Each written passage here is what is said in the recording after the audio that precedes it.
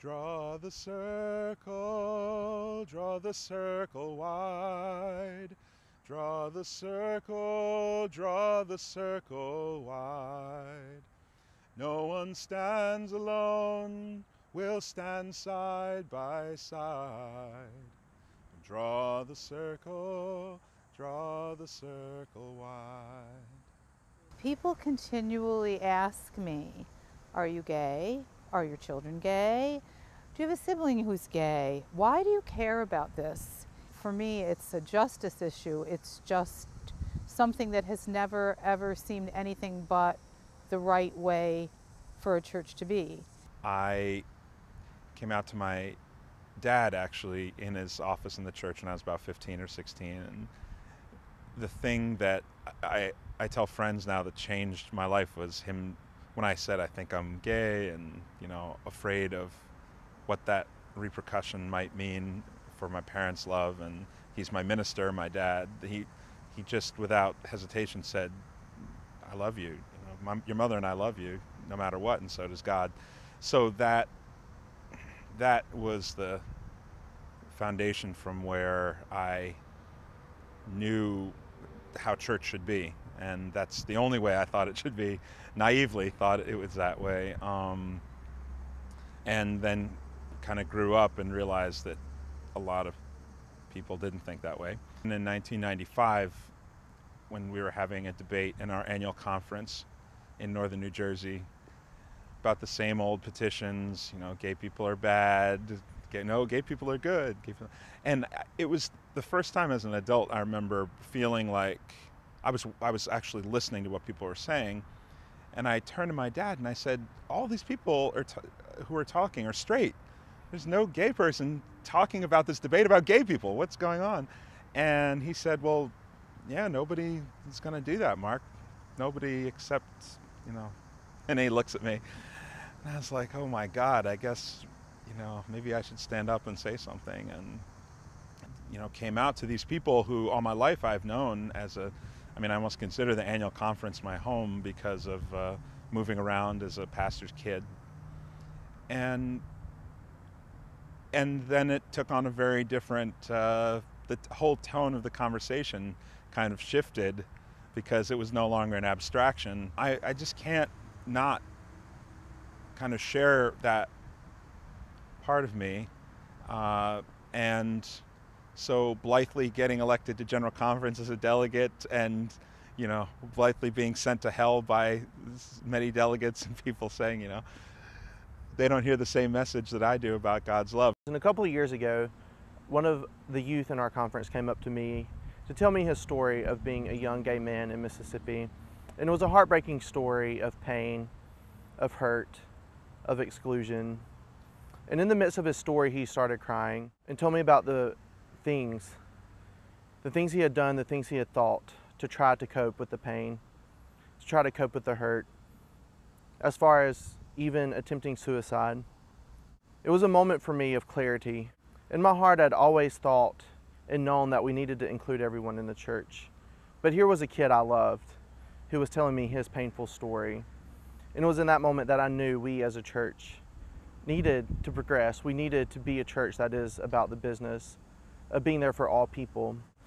And so, even in his struggles, even in his pain, he still found hope in Methodist churches in Mississippi. He found hope in Mississippi Methodists who were there to listen to him. I wish I could recommend him for the ministry because he is called, and I know he is called.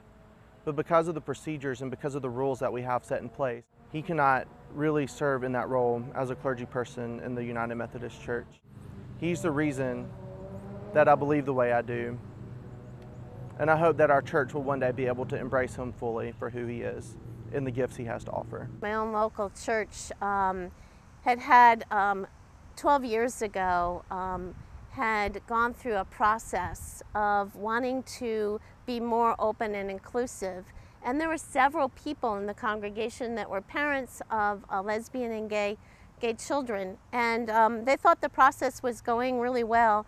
And then some key lay people said no, they were fearful. And those people were ripped apart. They They left, brothers and sisters left and said, if my brother or my sister is not welcomed in this church, then this is not my church.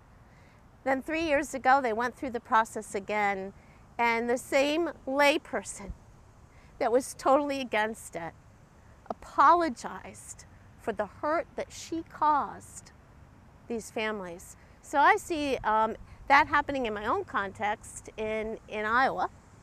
I see churches opening up and understanding that we're all brothers and sisters, and opening our eyes to God's grace in our lives.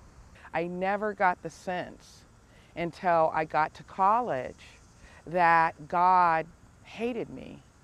And I came to this conclusion by trying to find a church. You know, it's a scary thing being a freshman in the big city. I'm from the country. And coming to the big city, the first thing I tried to do was find a church where I could feel safe and comfortable. And I never could find that. I had to give up pieces of myself in order to be there. And then I felt like a lie. I felt like a liar. And to come into this space and see clergy actually embracing me and actually saying the words and actually using the entire scripture to talk about God's love, the love of Jesus Christ, has been life-changing for me. And it was one of those things where you're sort of sitting in the moment watching all this about to happen, and you're thinking, this can't be real. Like, this is stuff that you see on TV. And we're just here minding our own business, enjoying the evening. And sure enough, the guy comes back over to us and says, 2 men laying on a blanket. We told you we were going to beat y'all for that, and proceeded to try to engage us in hitting us and kicking us. And finally, we beat them back long enough for me to get my cell phone and call 911. And when I was making a call on my phone, one of those guys was also calling some of his friends who also were in the park. And a couple minutes later, about 8 or 10 other guys showed up as well. And one of them yelled out to the other guys that were coming, "Get the gun." And he came over to me and snatched the phone out of my hand. 911 was still live on the line, and put the gun to my head and asked me where the money was. I had $7, it was on the blanket, and I told him, you know, everything you want is laying on the blanket over there. And so finally he withdrew the gun, went and got my keys and cell phone and wallet, and then they all left. I've thought a lot about those guys that were arrested, and wondered what their lives were like, wondered what, just how it could have been different. And I think that that's a lot of the work that we can do as a church, is to do things differently moving forward, and how we accept people, how we love people, how we welcome people in, not in spite of their difference, but because of their difference, to welcome them in just like God welcomes all of us to the table. I have a male friend. He is 53 years old. He was incredibly active in his home church for many, many years. He was choir director. He did nursing home and hospital visitation. And one Sunday, one of the new pastors preached from the pulpit while he was sitting in the congregation about the sinners among us, about how God loves the sinner and hates the sin. And we all know who I'm talking about. So this poor man who had been part of this church community his whole life, whose family had been part of the church community his whole life, left church that morning knowing that he couldn't go back. That man did not go to church for years. I begged him to come to my church. I begged him to come to my church, and he did. And he's a very active part of my church. What I'm ashamed of was that I never told him that our church has a book of discipline that says that who he is incompatible with Christian teaching. And I want there to be a day that I don't ever have to be ashamed of that. There was another smaller church in our area that I found, and I met people who were like, you're still human and God still loves you. And you're not bad, you're not an abomination. I found this group of people who accepted me for who I was, and they loved me despite my differences, and they showed me God's love. I'm openly gay, baptized in the church, and helping teach Sunday school. Like, it's amazing feeling just to know that, you know, I'm a child of God and people love me because I'm a child of God. And the whole gay factor doesn't play into it. Yeah. It's just, that's who I am, that's who I go home to, not a dictation of my faith and not a dictation of like destroying my life. Like at this church, I don't feel like an abomination. I don't feel out of place. I feel welcomed at home and just myself. There are so many folks that are finally coming out to want to live their lives of faith in the United Methodist Church. Many people I've talked to over the years describe being heartbroken at losing their church homes because they were either asked to leave when they began transitioning or felt they had to from lack of support.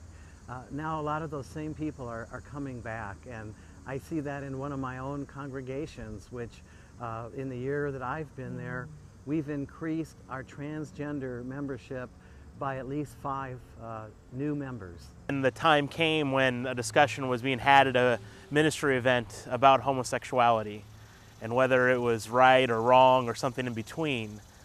And I think the moment it clicked for me was when I realized it wasn't a discussion, and it was a here's what you should believe as a Christian. And it wasn't the open and loving God that I'd been told seeks out every person.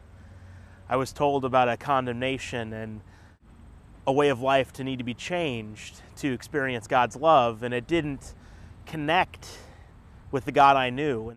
And as I thought about that in my experience, I realized that the church that I grew up in and the way I had learned about my faith in different ministry areas didn't line up with what I knew to be right and what I knew to be the loving God I worshiped. And so I began to seek ministry and realize that social justice and speaking out on issues of LGBTQ inclusion in the church were integral to my ministry. And I share my story because I haven't always been this way. I wasn't raised with liberal parents who taught us to do these things, but I learned the basics of my faith from those who maybe don't always understand the issue, but taught me the same basics, that to love people, to take care of people, to be a family. And it's those basic tenets I learned in my small town in Nebraska that carry me forward to speak out and work for an inclusive church and inclusive world. I learned many things that I've had to unlearn as an adult. I learned to persecute and to put down people who were different. I learned to persecute and put down people who understood their sexual orientation differently than I understood my sexual orientation. And as I have grown and as I have learned to write the law upon my heart, I have learned that we have the possibility of hope, the possibility of change. In the United Methodist Church in Minnesota, we now have over 20 reconciling congregations. We have churches that have stood up and said yes to the possibility of really welcoming everybody. And we are understanding that we welcome everybody and love everybody, not despite what the gospel tells us, but because of what the gospel tells us. We just passed marriage equality, and we're very excited about what that will mean for our congregation, that we will be looking forward to working with couples and preparing them and celebrating their covenant commitment to one another. We see that that will necessitate a change within the church, that in order for us to be fully authentic and empower our clergy and laity to be in full ministry with the people in their communities, that the church is going to have to move on this to help us to be able to do that. I think we fear too often that our church will die, that the United Methodist Church, if we do this, will be fractured beyond repair, and the church that we know, the church that we love, that I love, will be gone. But I think if we look at the example of our brothers and sisters in other denominations, that's just not been the case. They're still there. They're still serving God. They're still loving God. And they're still worshiping, and they're still being a witness for Jesus and for God's church. Draw the circle wide. Draw the circle wide. No one stands alone, we'll stand side by side. Draw the circle wide.